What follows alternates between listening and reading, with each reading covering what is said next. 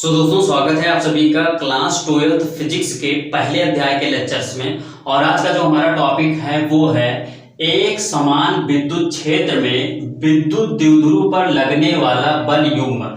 यानी कि यहाँ पर क्या होगा कि ये एक हमारा एक समान विद्युत क्षेत्र होगा और इसी एक समान विद्युत क्षेत्र में एक विद्युत द्विध्रुव रखा जाएगा। और जब इसको यहाँ पर रखा जाएगा तो इस विद्युत क्षेत्र के कारण इस विद्युत द्विध्रुव पर एक बल युग्म कार्य करेगा और इसी बल युग्म के बारे में आज हम यहाँ पर जानेंगे। तो यहाँ पर क्या है कि ये जो पूरा चित्र है, इस चित्र के बारे में हमने ऊपर चीजें लिख रखी है, तो इसको यहाँ पर हम पढ़ते हैं। यहाँ पर हमने लिखा है माना एक समान विद्युत क्षेत्र ई में, यानी कि यहाँ पर जो विद्युत क्षेत्र है वो एक समान विद्युत क्षेत्र है और इसको हमने ई से लिखा है। ई में एक विद्युत द्विध्रुव इस प्रकार रखा है कि विद्युत द्विध्रुव विद्युत क्षेत्र ई से थीटा कोण बना रही हो। यानी कि यहाँ पर जो विद्युत द्विध्रुव रखा गया है ये इस विद्युत बल रेखा से थीटा कोण बनाती हुई रखी गई है। यानी कि जो विद्युत क्षेत्र है इसको हमने विद्युत बल रेखा द्वारा यहाँ पर दर्शाया है। अब इस विद्युत बल रेखा से थीटा कोण बनाती हुई एक विद्युत द्विध्रुव कुछ इस प्रकार से ए बी रखी गई है।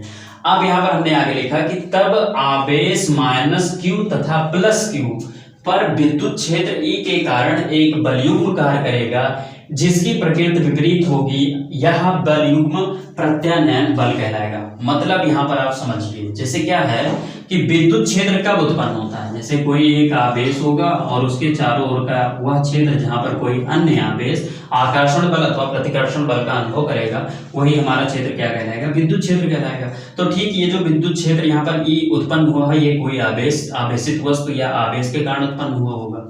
अब यहाँ पर क्या है कि जब हम इस विद्युत क्षेत्र में यानी इस एक समान विद्युत क्षेत्र में यहाँ पर विद्युत द्विध्रुव ए बी को रखते हैं, तो विद्युत द्विध्रुव में हमको पता है कि जो पहला आवेश होता है वो माइनस क्यू होता है और दूसरा आवेश जो होता है वो प्लस क्यू होता है और इनका जो परिमाण होता है वो समान होता है। तो यहाँ पर क्या होगा कि जब हम यहाँ पर प्लस क्यू आवेश रखें तो चूंकि यहाँ पर एक विद्युत क्षेत्र है और विद्युत क्षेत्र में जैसे ही कोई दूसरा आवेश रखोगे तो उस आवेश पर एक बल लगेगा इस आवेश के कारण, और वो बल जो होगा वो अगर ये माइनस चार्ज है ये प्लस चार्ज है तो यहाँ पर क्या करेगा, ये एक दूसरे को आकर्षित करेगा यानी कि इसको अपनी ओर खींचेगा, और अगर ये प्लस है और ये भी प्लस है तो ये इसको प्रतिकर्षित करेगा। तो यहाँ पर क्या होगा कि ये जो हमारा यहाँ पर प्लस क्यू आवेश है इस प्लस क्यू आवेश पर एक बल लगेगा और वो जो बल होगा उसका डायरेक्शन कुछ इस प्रकार से होगा, अर्थात इस जो विद्युत क्षेत्र की तीव्रता है अर्थात यहाँ पर जो विद्युत बल रेखाएं हैं इसी के साइड में इसी के दिशा में यहाँ पर विद्युत बल लगेगा F। उसके बाद में यहाँ पर क्या है कि ये जो माइनस क्यू आवेश है इस पर भी एक बल कार्य करेगा इस विद्युत क्षेत्र के कारण, और ये जो बल लगेगा ये विद्युत बल रेखा के विपरीत साइड में लगेगा। क्यों? क्योंकि हमको यहाँ पर पता है कि अगर कोई प्लस आवेश है तो यहाँ से बल रेखाएं निकलती हैं और ये जाकर माइनस पर समाप्त होती हैं। तो यहाँ पर क्या मतलब निकल रहा है कि विद्युत जो यहाँ पर धन आवेश होता है वो विद्युत बल रेखा के डायरेक्शन में चलती है, अर्थात विद्युत बल रेखा जिस डायरेक्शन में चलेगी उस डायरेक्शन में बल लगेगा तो यहाँ पर लगा, और यहीं पर जो माइनस चार्ज है इस पर इसके विपरीत साइड में, अर्थात यहाँ पर क्या होगा कि ये जो विद्युत बल रेखा इस साइड में चल रही है तो इसके विपरीत साइड में एक बल यहाँ पर लगेगा। तो कुछ इस प्रकार से यहाँ पर दो बल लगेंगे। अब एक चीज आप नोट करेंगे कि यहाँ पर क्या है कि माइनस क्यू आवेश है, यहाँ पर क्या है प्लस क्यू आवेश है, दोनों का परिमाण बराबर है। तो यहाँ पर जो बल लग रहा है ये इसको इस तरफ खींचेगा और यहाँ पर जो बल लग रहा है इसको इस तरफ खींचेगा। तो यहाँ पर दो बलयुग्म लगेंगे और ये दोनों बलयुग्म इस ये जो हमारा विद्युत द्विध्रुव है इसको इस विद्युत क्षेत्र में सीधा करने की कोशिश करेगा।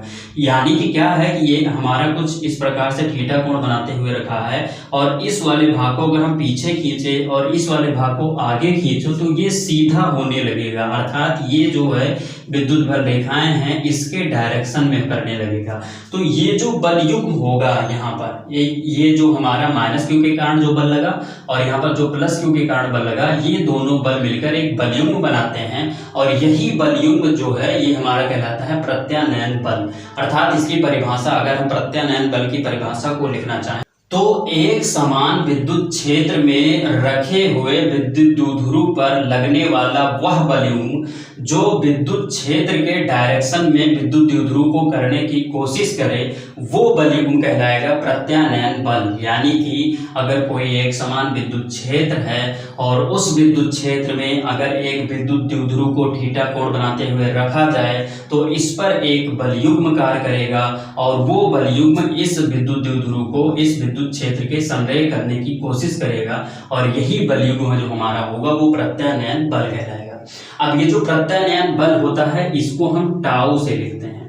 ये कुछ इस प्रकार से यहाँ से टाउ से लिखते हैं और टाउ बराबर होता है अर्थात प्रत्यानयन बल बराबर होता है एक बल।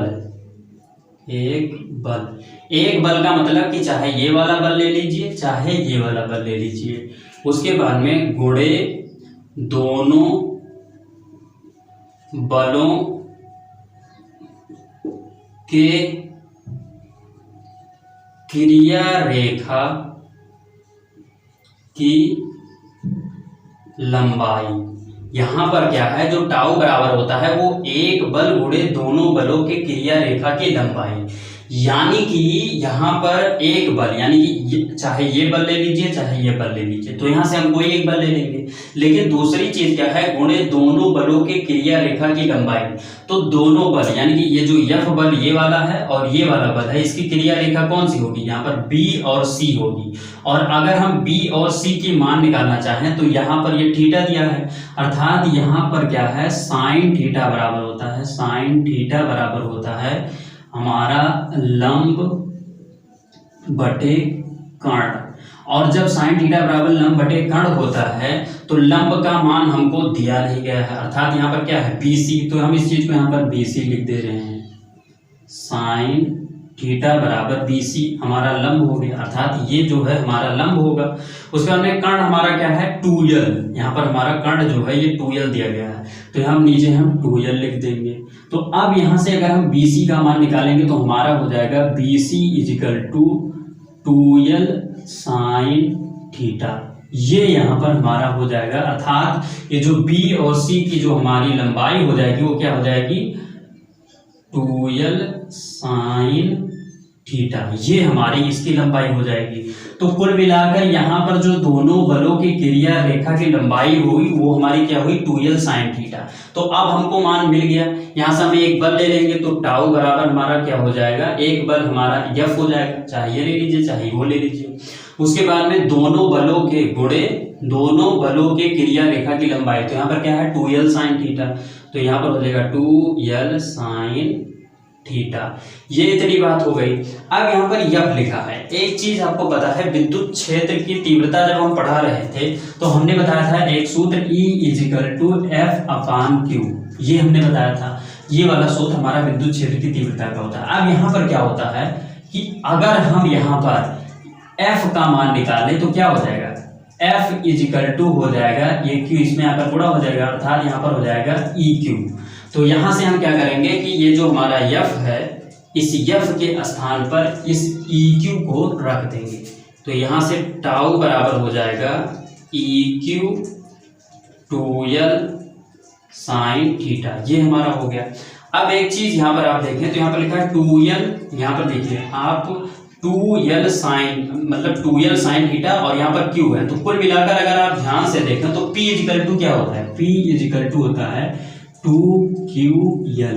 ये हमको सूत्र पता है, विद्युत द्विध्रुव आघूर्ण का सूत्र है ये P इजिकल टू 2ql।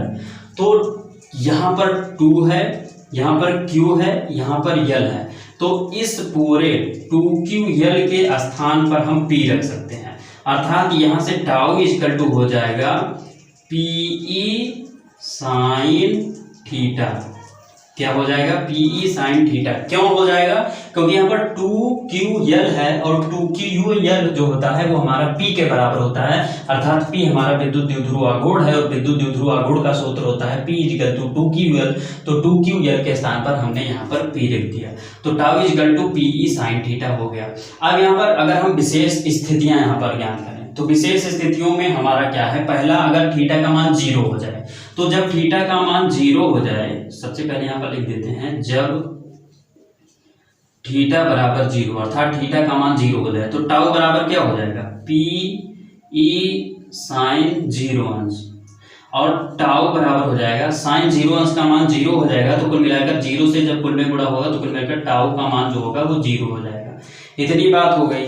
अब यहीं पर अगर जो हमारा थीटा है, थीटा का मान 90 अंश हो जाए, थीटा का मान 90 अंश हो जाए, तो जब थीटा का मान 90 अंश हो जाएगा तो तब टाउ का मान क्या होगा, टाउ बराबर हो जाएगा पीई साइन 90 अंश, और 90 अंश का मान हमारा 1 हो जाएगा, अर्थात टाउ इजकल टू पीई हो जाएगा।